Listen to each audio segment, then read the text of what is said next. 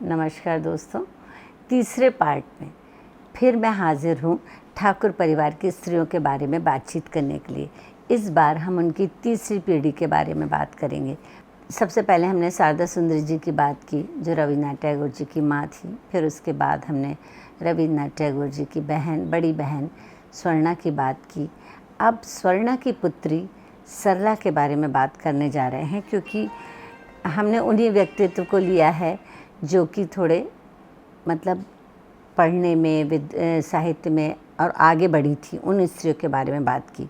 तो सरला देवी चौधरानी को कौन नहीं जानता। हाँ, मुझे मालूम है। एक तो हम सब उनको ऐसे जानते हैं कि वो ठाकुर परिवार की लड़की थी। दूसरा, हम उन्हें ऐसे जानते हैं कि बड़े बड़े नेताओं, साहित्य और राजनीति से उनका लेना देना था और वो गांधी जी की ख़ास दोस्त थी। तो ये है अलका सरावगी द्वारा रचित गांधी और सरला देवी चौधरानी से। और स्वर्णा से हमने सरला देवी के चौधरानी जी के जीवन के बारे में और भी हमें पता चला था। मेरे ख्याल से सबसे ज़्यादा प्रसिद्ध ज्ञानी, राजनीतिक, महत्वाकांक्षी, ज़िद्दी, अपने मन की करने वाली नाना महर्षि देवेंद्र नाथ, नानी शारदा सुंदरी, माता स्वर्ण कुमारी, पिता जानकीनाथ, पति राम भज दत्त। आप सोचिए, उस समय उन लोगों को जात पात का कुछ नहीं था, वो पंजाबी थे। मामा रवींद्रनाथ टैगोर की प्रिय भांजी सरला देवी चौधरानी थी। ये नाम उन्हें बंकिम चंद्र जी ने दिया था। बड़े बड़े नेताओं, साहित्यकारों के साथ जीवन बिताने वाली सरला देवी की कहानी को मैंने चाहा था कि उनकी कहानी ही बनी रहने दूं, पर उनके नाम के साथ विवाह के बाद, पति देव के जेल जाने के बाद गांधी जी जुड़े रहे। मैं चाह कर भी मैंने कोशिश की है कि मैं सिर्फ़ उन्हीं की कहानी सुनाऊं, पर वो इतना विवाह के बाद इतना जुड़ गई गांधी जी के साथ कार्यकलापों में और देश के कामों में कि हम उन्हें अलग नहीं ले कर सकते थे। सरला के सौम्य जीवन की शुरुआत, ये कहानी उन्होंने स्वयं गांधी जी को सुनाई। तो मैं उन्हीं की भाषा में बात करती हूँ। 12 अध्याय हैं इसके। सरला के सौम्य जीवन की शुरुआत मामा रवींद्रनाथ के संगीत गीत रचने और बंकिम चंद्र के सानिध्य से बीती। सरला की माँ से सदैव दूरी रही। बंकिम चंद्र अपनी रचनाएं सरला से गंवाना चाहते थे। गांधी जी ने सरला को 20वीं शताब्दी के पहले इंडियन नेशनल कांग्रेस के कलकत्ता अधिवेशन में नमो हिंदुस्तान, जो कि सरला देवी ने खुद लिखा था, मात्र शायद वो 19 बरस की थी, सफ़ेद साड़ी में लंबे बाल, गांधी जी स्वयं इसका वर्णन करते हैं, गीत गाते देखा था। अचानक 1919 में जलियांवाला कांड का विरोध करने के कारण उनके पति को 6 महीने की सज़ा सुनाई गई। सरला देवी लाहौर में, जबकि वो बंगाल से आई थी, बंगाल में पूरी तरह से उन्हें सिर्फ बंगाली कल्चर पता था, पर पंजाब में आकर वो पंजाब के रंग में रंग गई और वो सब बेहतरीन पंजाबी बोलती थी, गीत गाती थी। गांधी जी का अचानक आगमन हुआ, क्योंकि वो इस तरफ कभी नहीं आए थे। तो लाहौर उनका आना हुआ और तय हुआ कि वो सरला देवी चौधरानी के घर पर ठहरेंगे। सरला देवी को कोई बंगाल की जोन ऑफ आर्क कहता था, कोई दुर्गा काली का अवतार कहता था। जब सरला देवी ने सुना कि बंगाली मर्दों को दब्बू, स्त्रीनुमा संबोधित किया जाता है, तो उन्होंने मोहल्ले मोहल्ले में क्लब बनवाए युवकों के लिए, जहां उन्हें तलवारबाजी, लठबाजी सब सिखाने के लिए रखा गया। गांधी जी ने सीधे सरला देवी के जब घर पहुँचे तो उनकी हंसी देखकर वो मुग्ध रह गए। उन्होंने उसमें कॉम्प्लीमेंट भी दिया था कि ये हिंदुस्तान की संपदा है, आपकी हंसी। तो सरला देवी को उन्होंने अब चाहा कि वो अपनी कथा सुनाएं। सरला देवी बंकिम चंद्र के सामने 18 बरस की थी और बंकिम चंद्र का उन्होंने इस तरीके से अपनी कहानी शुरू की थी। उनके घर आना जाना होने लगा। रवींद्रनाथ टैगोर, बंकिम चंद्र की बहसबाजी होती है और वो उसमें बैठ के बीच में मुस्कुराती रहती है और सुनती, उसमें पढ़ती नहीं थी। बाद में जब उनका ज्ञान बढ़ा तो वो उसमें पढ़ने भी लग गई। और इस तरीके से धीरे धीरे सरला देवी साधारण स्त्रियों की जमात से दूर हो गई। ज़िद करके माँ से नाराज़ होकर मैसूर के महारानी गर्ल्स स्कूल में पढ़ाने आ गई।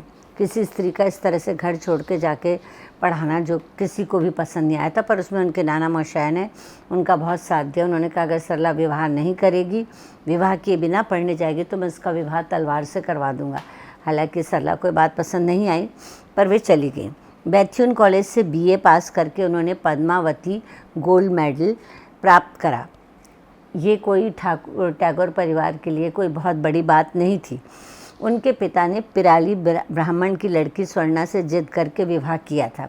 पिराली ब्राह्मण वो थे कि इनके पूर्वजों में से किसी एक ने शायद मुसलमान से विवाह किया था, तो इन्हें समाज से अलग करके ब्राह्मण माना जाता था, जिसे पिराली ब्राह्मण कहते हैं। माँ से उनको कभी भी वो स्नेह नहीं मिला जो मिलना चाहिए था। उनके दिमाग में बचपन से उनकी छवि कुछ इस तरीके की थी कि वो थोड़ी सी क्रूयल हैं, बच्चों पे ध्यान नहीं देती, जबकि वो उनके परिवार की परंपरा थी कि बच्चे नहीं पालती थी स्त्रियाँ, दास और नौकरानी ही बच्चे पालते थे। रवि मामा ने रोमांटिक विषयों, कवियों बायरन, शैली, कीट्स से सरला का परिचय कराया।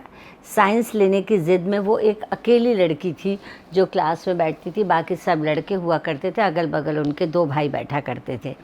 सरला को बीच में पुरुषों, हास्य व्यंग, इन पर यंग लड़के लड़कियों के प्रेम पर लिखने का मन हुआ। उन्होंने काफ़ी लंबे समय तक लिखा, हालांकि उनके घर में ये बात पसंद नहीं की गई। उन्होंने बिना पहचान के लिखा था, पर पहचान के लोगों ने उनको बहुत धिक्कारा, तो उन्होंने वो छोड़ के फिर प्रेम काव्यों पर लिखना शुरू कर दिया। और भारती का संपादन भी अब सरला ने शुरू कर दिया। अब उन्होंने विज्ञान की पढ़ाई छोड़कर संस्कृत में एमए करने की ठानी।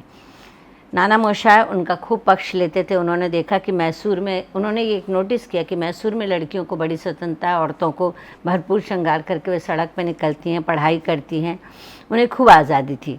कहानी रोककर सरला बीच बीच में गांधी जी के खाने पीने का इंतज़ाम देखने लगी। उनकी सास को बड़ा आश्चर्य हुआ कि वो रसोई में आई। गांधी जी ने कई बार तंज किया कि वो अपने हाथ से अपने खुद के काम भी नहीं करती हैं, नौकर चाकरों से कराती हैं।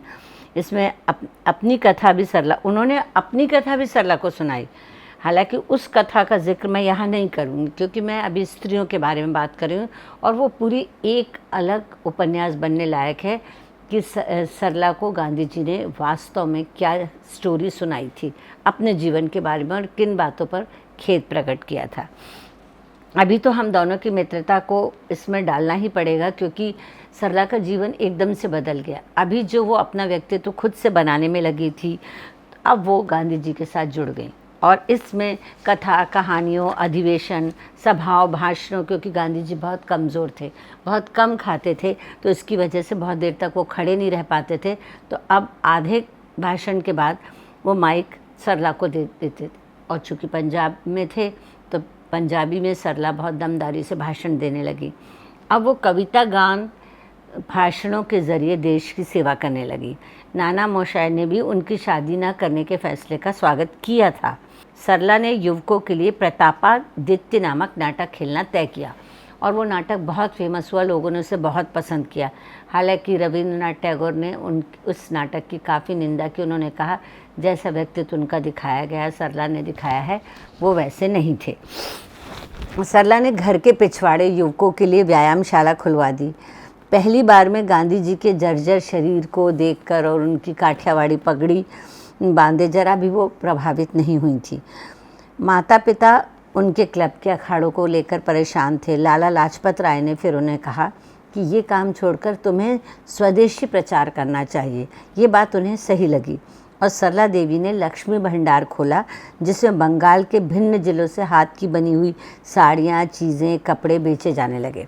यानी गरीबों को बेचने का मौका मिला, और ये भी कि अंग्रेज़ी चीज़ों का बहिष्कार किया गया। और यूँ ठाकुर परिवार की स्त्रियों ने बंगाल की स्त्रियों को आगे बढ़ाया। सरला देवी ने कलकत्ता में एक बहु बाजार स्टोर भी खोला। यही नहीं, अब वे ब्राह्म समाज के उत्सव में स्वदेशी कपड़े पहनकर और नागरा जूतियाँ पहनकर जाती थी। कांग्रेस अधिवेशन ने लक्ष्मी भंडार को मेडल दिया, जिसे वो साड़ी में ब्रोच की तरह लगाती थी, जिसका गांधी जी काफ़ी मजाक बनाते थे। तो उन्होंने कहा कि गांधी जी ने ये भी कहा था कि मेरी पत्नी अभी भी स्वदेशी नहीं पहनती। सरला देवी इतनी अभिभूत थी गांधी जी के संपर्क से कि उन्होंने तय किया कि वे गांधी जी के साथ पंजाब के दौरे में सिर्फ स्वदेशी ही पहनेंगी। सरला देवी ने भारतीय के लेखकों को रचना के लिए पारिश्रमिक देना शुरू किया। उनका सबसे सुखद प्रकाशन रहा बर्मा में रहते शरद चंद्र ने जब बड़ी दीदी लिखकर भारती में भेजी। इसी बीच विवेकानंद जी से उनकी मुलाकात हुई। आप सोचिए किन से नेहरू जी किस से वो नहीं मिली। इसी बीच विवेकानंद जी से उनकी मुलाकात हुई। टैगोर परिवार थोड़ा निराश हुआ कि वे रामकृष्ण परमहंस के साथ काली मूर्ति की पूजा करते थे और ये लोग ब्रह्म समाज के थे जो मूर्ति पूजा में विश्वास नहीं रखते थे। सरला देवी ने डरना नहीं सीखा था। उन्होंने जो बातें विवेकानंद की पसंद नहीं थी मुंह पर कह दी, पर प्लेग में मदद के लिए विवेकानंद जी के साथ बेलूर में बराबरी से खड़ी रही। मैंने इस चीज़ को नोटिस किया, सरला देवी सही काम के लिए, चाहे वो उनका प्रतिद्वंदी क्यों ना हो, चाहे उनकी बुराई करने वाला व्यक्ति क्यों ना हो, वो पहुंच जाती थी। गांधी जी से कई बार उनकी बहुत लड़ाई हुई, पर जब भी देश के किसी भी काम के लिए उनको बुलावा आया वो ज़रूर गईं। अभिभूत विवेकानंद जी ने प्रस्ताव रखा कि वे उनके साथ विदेश चल के प्राचीन संस्कृति और आध्यात्मिकता का संदेश दें। उन्होंने मना कर दिया। बाद में उनका परिवार बालीगंज रहने आया, जो अंग्रेजी द बंगाली सोसाइटी का हिस्सा बन गया। शायद उसको बंगो इंगो कहते थे। सरला के नाम बहुतों से जुड़े। नाना मोशाई की मृत्यु के बाद उन्होंने तिब्बत जाना तय कर लिया। उन्होंने तय कर लिया वो हिमालय चली जाएंगी, पर उनका विवाह कर दिया गया। सरला देवी इसी बीच गांधीमय होती जा रही थी और उन्होंने निश्चय किया कि वो अपने स्वयं के बेटे दीपक को साबरमती आश्रम में पढ़ने के लिए और गांधी जी के सानिध्य में रखेंगी। और इसी बीच उनकी भी गिरफ्तारी की बातें चलने लगी। सरला देवी अपने पति को बहुत मिस करती थी, पर उनकी कमी भर रहे थे गांधी जी की बातें। गांधी जी रोज़ बैठकर उनके साथ उनके जीवन की कथा सुनते, उन्हें अपनी चीज़ें बताते और इस तरीके, और धीरे धीरे गांधी जी के जाने के बाद उनके बीच पत्राचार होने लगा। रोज़ एक पत्र का उन लोगों का वादा था, जो रोज़ एक पत्र आता जाता था उस ज़माने में। रविंद्रनाथ जी के सानिध्य से युवकों ने पार्टीशन में राखी के फूल बांधे और ये प्रोजेक्ट लेकिन जो है सरला देवी का था। जिस संस्था को उसने बड़ी मेहनत से आगे बढ़ाया था, उसने स्त्री को दरकिनार कर दिया। अभी भी मतलब बंगाल में पार्शियलिटी थी, तो उन्हें बड़ा अफसोस हुआ इस बात को लेकर। उनके मामा इंडियन सिविल सर्विस में थे। उन्होंने सरला के प्रति ब्रिटिश का विरोध देखकर उसका विवाह जल्दी से जल्दी करवाने का आग्रह किया, क्योंकि उनके पास धमकी आ गई थी। गांधी जी सरला के घर में रहने से सरला अपने पति का गम भूलने लगी। उनकी बातें, चिट्ठियाँ, वो सब मैं अगले पार्ट में बता पाऊँगी, पर जीवन के अंतिम क्षणों तक वे गांधी जी के हर कार्यक्रम में उपस्थित रहती। अभी तक वे अपना जीवन अपनी मर्जी से बना रही थी। उनके पति के जेल से आने के बाद उन्होंने महसूस किया कि सरला देवी गांधी जी के प्रभाव में घर छोड़कर जाने का मन बना रही हैं और राजनीति में कूदने का सोच रही हैं, और ये गांधी जी की तरफ से उनको प्रलोभन था। प्रलोभन कहें या फिर गांधी जी को उनमें वो कैलिबर लगता था कि रामदत्त जी को उनका देश के लिए काम करना बहुत पसंद था। अभी तक तो रामदत्त जी ने ही उनको सहयोग किया था। इसी बीच गांधी जी के साथ उनकी चिट्ठियों का आदान प्रदान बहुत ज़्यादा बढ़ गया। गांधी जी के, अब सरला बहुत असमंजस में थी कि वो घर छोड़ के गांधी जी के उसमें जाएं और क्या करें, क्योंकि घर के भी बहुत काम थे।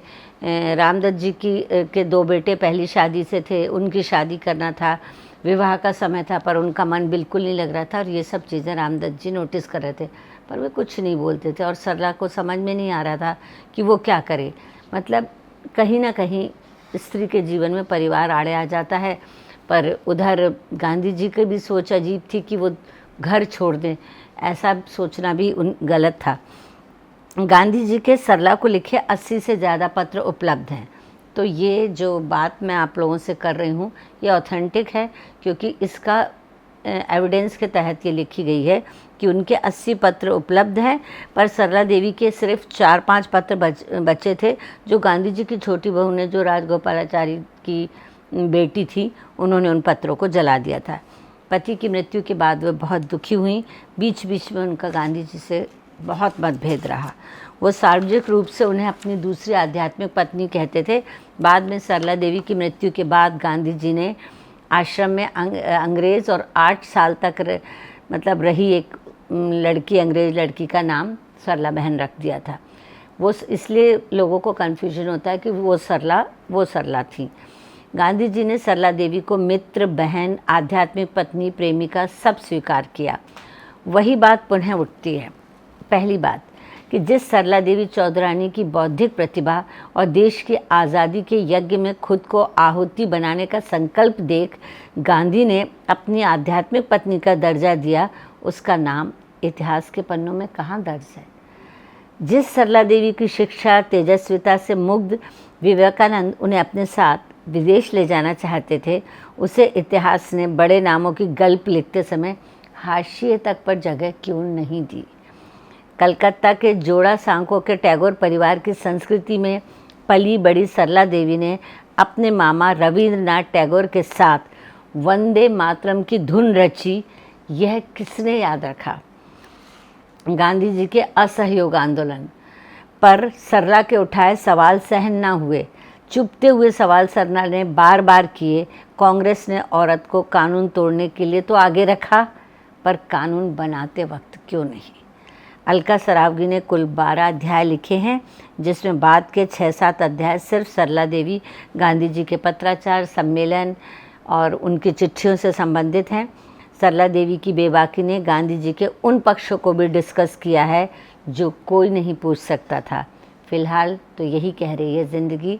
अब टैगोर परिवार की अगली स्त्री से हम फिर मुलाकात करेंगे और आपसे उनकी मुलाकात करवाएंगे। शुक्रिया।